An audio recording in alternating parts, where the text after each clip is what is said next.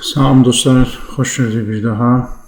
Deməli, keçən dərsdə biz bəzi məsələlərə toxunduq və qeyd elədik ki, hökmlərin ələ gətirilməsi üçün 4 əsas mənbə var və əsas mənbə də burada Peyğəmbərin və imamların, yəni məsumların hədisləridir, sünnədir. Deməli, hələ də müqəddimə mövzular davam edir. Burada müəllif hədis nədir, hədisin tərifi bu məsələyə aydınlıq gətirəcək, hədisin mənasına. Ondan sonra rical elm nədir, dirayə elm nədir, hədis elmi nədir və onlar arasında nə kimi fərqlər var, bu məsələlərə toxunacaq. İlk öncə hədis nədir, hədisin tərifi nədir, müəllif bunu izah edir və bu önəmli bir mövzudur. Nəyə görə önəmli mövzudur? Çünki bəzən hədislə sünnə bir-birindən qarışdırılır. İndi necə qarışdırılır? Burada müəllif buna toxunur. Buyurur ki, Əl-hədithu mə yəhki qavləl-məsumi əv fi'ləhu əv təqrirəhu. Hədis budur ki, məsumun, yəni bu məsum deyəndə Peyğəmbər və Əhl-i Beyt imamlar nəzərdə tutulur, məsumun sözünü, feilini və onun təqrir, yəni təsdiqini hekayət edir, bizə nəql edir.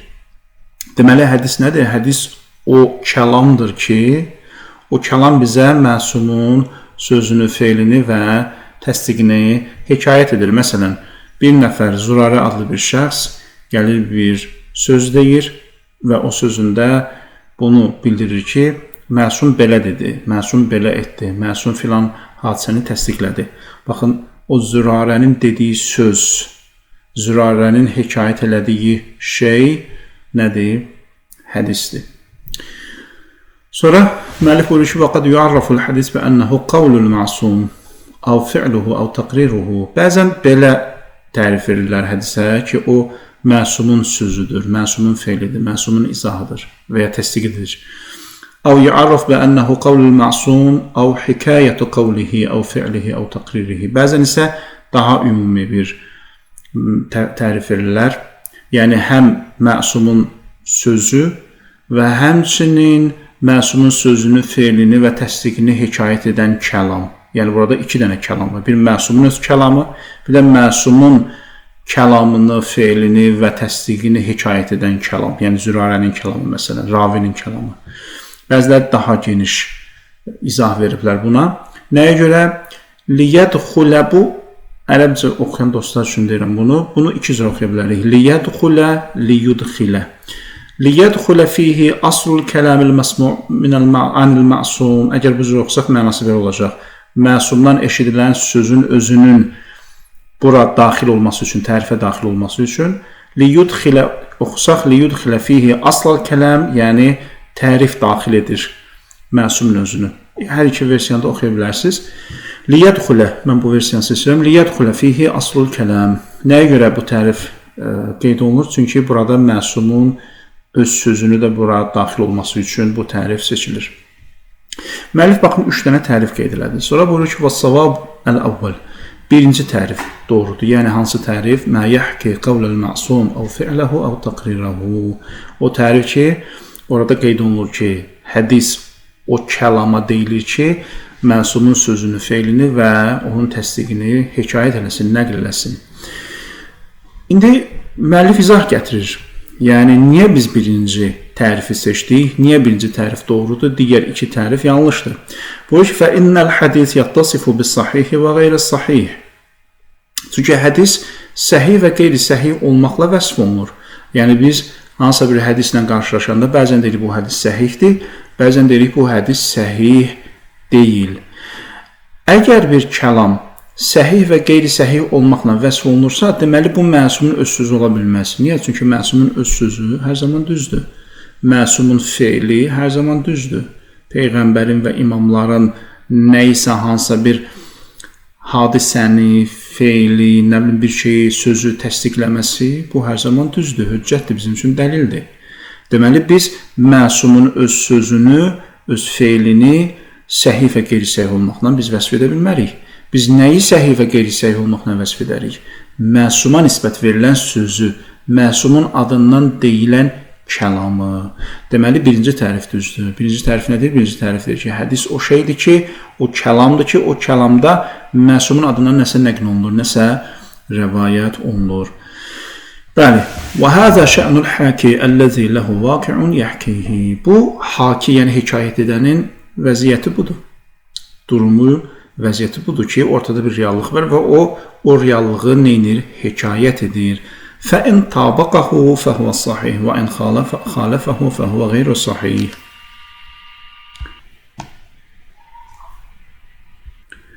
Əgər uyğun gəlsə, yəni bu söz, bu kəlam reallığa uyğun gəlsə, فَهُوَ الصَّحِيحِ, o zaman bu hədis səhihdir. Əgər uyğun gəlməsə, o zaman səhih deyil. نَظِيرَ الصِّدْقِ وَالْكَذِبِ.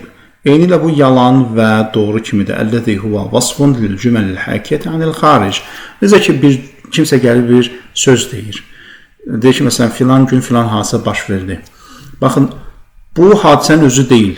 Yəni, o cümlə o hadisənin özü deyil. Hadisə özü baş verib, bitib və ya hazırda baş verir. O hadisənin özü deyil. O hadisəni bizə nəql edir. O cümlə hadisəni bizə hekayət edir. Ona görə biz o cümləni yalan və doğru olmaqla neyini vəsf edə bilirik. وَلَا يَكُونُ نَفْسُ قَوْلِ الْمَعْصُومِ مَوْرِدًا لِلْاِتِّصَافِ بِالصِّحَّةِ وَعَدَمِهَا بَدَاهَةً. Aydındır ki, məsumun öz sözü heç vaxt səhih və qeyri-səhih olmaqla vəsf oluna bilməz. Ona görə müəllif buyurur ki, وَفِ التَّعْرِفَيْنَ خَلْطٌ بَيْنَ الْحَدِيثِ وَالسُنَّةِ. Qeyd olunan o iki tərifdə, ikinci və üçüncü tərifdə hədislə sünnə arasında bir İnsanlar qarışdırıblar, bəzi bu tərif verənlər bunu qarışdırıblar bir-birindən. Xalt yəni qarışdırma. Hədislə sünnəni qarışdırıblar. Hədis hekayət edən kəlamın özüdür, amma sünnə məsumun öz feili, sözü və təsdiqidir. Huvəl haki anis sünnəti. Deməli, hədis nədir? Hədis o şeydir ki, sünnəni bizə hekayət edir. Yəni, hədis gəlir bizə hadisəni danışır, amma hadisənin özü nədir? Sünnədir. Sonra buyurur ki, وَالْمُرَادِ مِنَ الْحِكَايَةِ فِي التَّعْرِيفِ الدَّلَالَةُ اللَّفْظِيَّةِ. Buradakı deyir, hədis o şeydir ki, hekayət edir. Burada deyir, hekayətdən məqsəd ləfsi dəlalət. Yəni, ortada bir kəlam var, bir söz var. O söz bizə hadisəni hekayət edir. فَلَيْسَ مُجَرَّدْ الْكَشْفِ دَاخِلًا فِيهَا. Hansısa bir kəşf, yəni kəşfdən məqsəd üzə çıxarma, bir şeyi ortaya çıxarma. Burada başqa növ hadisəni ortaya çıxarma tərifə daxil deyil. Bura sünnəyə, hədisə daxil deyil. Niyə? Çünki məsuma aid bir şeyin üzə çıxması bu başqa yollarla da ola bilər. Bizə hansısa bir yolla olan üzə çıxma lazım deyil. Bizə məhz hədis vasitəsilə olan üzə çıxma lazımdır. Nəyə görə? Çünki biz hədisdən danışırıq. Və müəllif burada icmanı misal çəkir. Buyurur ki, fəl-icma əl-kəşif anis-sünnə xaricun anil-həd. Məsələn, icma vasitəsilə də, icma nədir ki, keçən dəfə dərsdə dedik, icma budur ki, yəni alimlər fikir birliyi, bir məsələdə fikir birliyindədirlər, həmrəydirlər, ortaq məxrəzə gəliblər. Məsələn, bu, indi təbii ki, onun şərtləri var, ona hələ daxil olmam, çünki o üsul bəhsidir. Alimlərin hansısa bir məsələdə fikir birliyində olması, bu, sünnə üçün bir əlamətdir, yəni bizə həqiqətdə sünnəni üzə çıxarır, sünnədə bir hökmü üzə çıxarır.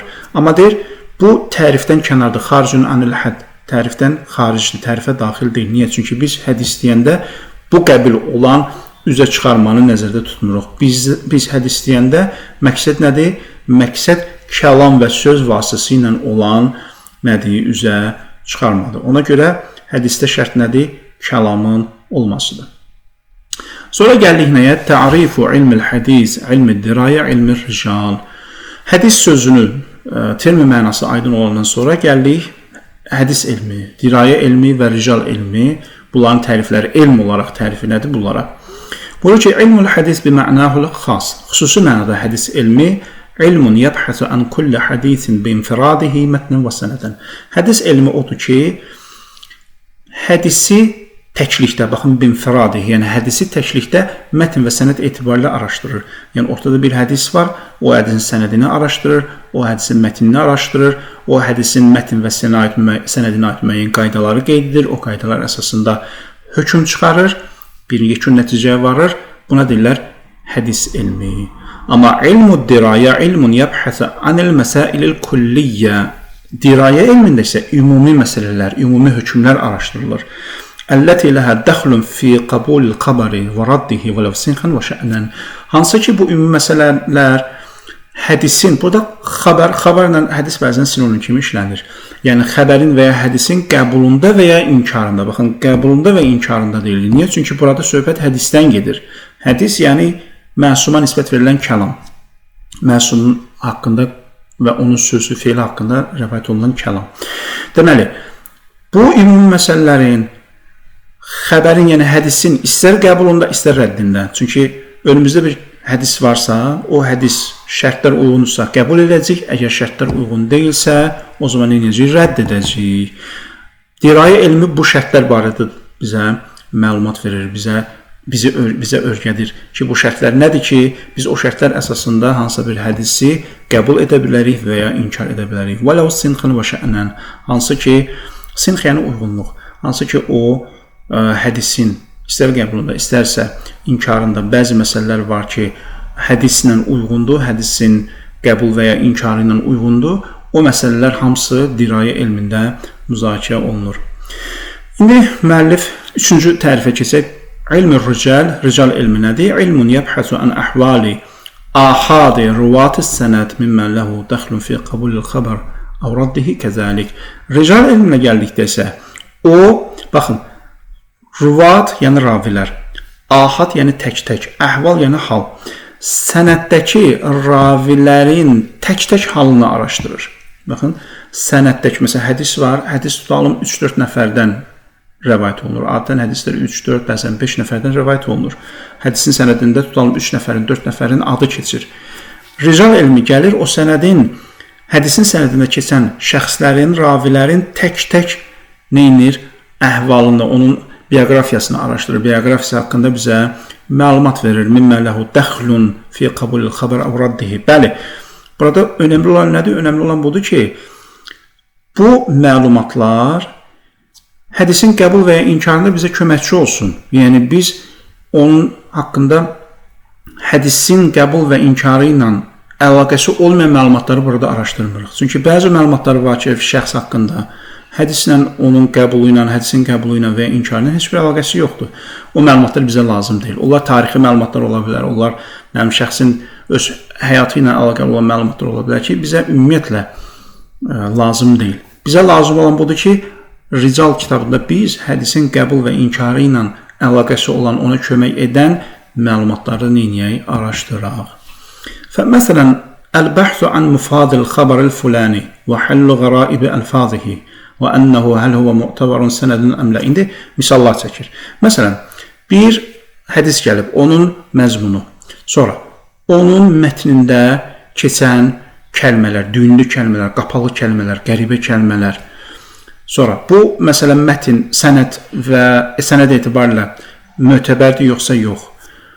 Hədisin mətni və həl ərada anhu əl-məşhur əmlə. Hədisdir, məsələn, əksər alimlər bundan imtina ediblər yoxsa imtina etmiblər. Çünki bəzən hədisdir, baxırsan sənəddə səhihdir, amma əksər alimlər ondan imtina edirlər. Bu da bir əlamətdir ki, bu hədis mötəbər deyil. Və həl fi mətnihi ittirabun əmlə. Mətində ziddiyyət var yoxsa yox. Bunlar çox önəmli mətləblərdir. Və həl yakunu fihi tahrifun əmlə. Hədisin mətnində təhrif var yoxsa yox. Bəzən ravi hədisi eşidir, amma onu rəvayət edərkən təhrifə yol verir, özündən müəyyən əlavələr edir və ya bəzi şeyləri kəsir. Başqa bir hədisin vasitəsilə biz bunu kəşf edə bilirik, üzə çıxarda bilirik. Bunlar hamısı önəmlidir. Bunlar nədir? Dəxilun fi ilmil hədis. Bunlar hamısı hədis elminin mövzulardır. Baxın dostlar, hansı mövzulardır? Məsələn, məzmundur, məzmunda yaranan mənalar, təhrif varmı, yoxdurmu, yoxsa məsələn, qəribə, qəliz, çətin anlaşılan sözlər işlənib ya yox, ziddiyyət varmı mətndə, yoxsa yox, alimlərin münasibəti, reaksiyası necədir bu hədisə? Bunlar hamısı nədir? Hədis elmində müzakirə olunan məsələlərdir ki, hədisin qəbul və inkarında bizə köməkçi olur. Vəl-bəhsul am an şərait i'tibaril xəbər və ənəhu həl i'radul məşhur yusqitul xəbər anil i'tibar əmlə.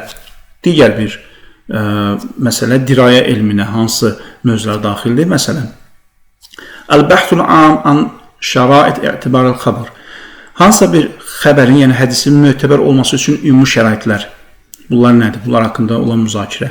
Sonra, bayaq dedik ki, məsələn, bəzən hansısa bir hədis, bir çox alim ondan imtina edə bilər. Məsələn, bu imtinanın özü hədisin hüccəyyətini aradan aparır ya yox. Yəni, o hədisi etibardan salır yoxsa yox. Bu özü bir ayrı bir müzakirədir. Və hələl ittirab mani'un anil hücciyyə əmlə. Məsələn, hədisin mətnində ziddiyyət var. Bayaq yuxarıda qeyd elədik. Bu ziddiyyət hədisi etibardan salır yoxsa yox. Və kədəl bəhthü an əvamili ət-təhrif. Təhrifdən danışdıq. Təhrifin şərtləri nədir? Hansı məsələlərdə, hansı hallarda təhrif olur? Təhrifə yol açan səbəblər nədir? Və ennəl asla həl huvə ədəmü təhrif əmlə. Məsələn, hədislə üzləşmişik. Qarşımızda bir hədis var. Şübhə edirik ki, bu hədisdə təhrif var yoxsa yox. Burada əsas olan nədir? Əsl olan nədir? Əsl olan hədisin təhrifidir, yoxsa əsl olan hədisin təhrifdən uzaq olmasıdır. Bunlar hamısı nədir? Önəmli bəhslərdir. Müəllifdəki dəxilun fi ilmi-dirayyə. Bu sadaladığımız bəhslərdə dirayə elmində müzakirə olunan bəhslərdir. Kəmə yədxulu fihi əl-bəhsu ən təqsimatil hədis min cəhətil mətni və sənəd. Həmçinin hədisin mətnində və sənədində olan bölgülər. Vəl-bəhsu ən vəsaqəti məşayixil icazəti və ədəmihə.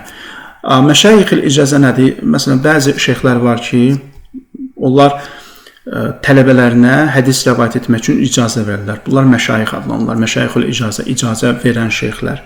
Məsələn, bu şeyxlər etibarlı hesab olunur yoxsa yox? Bunlar hamısı nədir?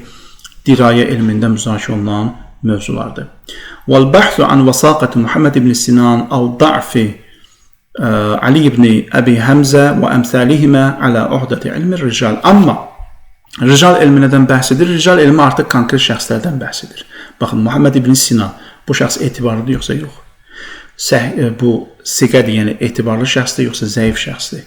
Ali ibn Həmzə və bunun kimi yüzlərlə insanlar, hansılar ki, bunların adı ricalda, yəni hədislərin sənədində keçib, rical elmində bunlar müzakirə olunur, bunların tərcümə halı, bioqrafiyası müzakirə olunur. Baxın, bunlar nəyin mövzusudur artıq? Rical elmində. Deməli, rical elmində nə müzakirə olunur? Rical elmində hədisin sənədində adları keçən şəxslər müzakirə olunur. Yəni, bu şəxs hədisin sənədində Zeydin adı keçib, Bəkirin adı keçib, Xalidin adı keçib. İndi biz araşdırırıq. Zeyd necə bir şəxsdir? Etibarlıdır ya yox? Zəifdir ya yox? Bəkir necə bir şəxsdir? Etibarlıdır yoxsa yox? Məsələn, Xalid necədir? Etibarlıdır ya yox? Və s. Və bununla əlaqəli təbii ki, başqa mövzular da var. Məsələn, onların hansı təbəqəyə məxsus olması, hansı imamın səhabəsi olması, imamla müasir olub olmaması və adların müştərək olub olmaması, bunlar hamısı rical elmində müzakirə olan mövzulardır. Çünki bəzən görürük ki, eyni adda, özünün də adı eynidir, atasının da adı eynidir, bir neçə şəxs var. İndi problem nədə yaranır? Əgər bu şəxslər ki, adları müştərəkdir, hamısı etibarlı olsa, problem yaranmır. Məsələn, tutalım, eyni adda 5 nəfər var, 5-i də etibarlıdır. Biz konkret bilmirik bu 5-indən biri hansıdır və ya bilsək heç araşdırmaya ehtiyac qalmır. Çünki 5-i də etibarlı şəxsdir. Amma bəzən müştərək adda, eyni adda 5 şəxs var, onlardan 3-ü etibarlıdır, ikisi etibarsızdır, zəif şəxslərdir. Burada artıq biz nə etməliyik? O adları müştərək olan şəxsləri bir-birindən ayırmalıyıq. O ayırmaq, bu da nədir? Rical elmində müzakirə olunan bir mövzudur ki, biz bunları necə bir-birindən ayırmalıyıq. Aydın dostlar, baxın, rical elmi, hədis elmi və dirayə elmi, bunların mövzusu nədir? Budur. Rical elmində şəxslər müzakirə olunur, hədis elmində hədisin mətni və sənədi və həmçinin mətn və sənədin qəbul olunması üçün, mötəbər hesab olunması üçün lazım olan digər məsələlər müzakirə olunur. Dirayə elmində isə ümumi məsələlər müzakirə olunur, hansı ki, o da hədisin mətn və sənəd cəhətdən məqbul hesab olunub olmaması üçün bizlərə lazımdır. Bunlar ümumi məlumatlar idi rical, hədis və dirayə elmi haqqında. İnşallah növbəti dərsdə bu elmlər arasındakı fərq nədir? Çünki bəzən bu elmlər bir-birinə qarşıdırıla bilir.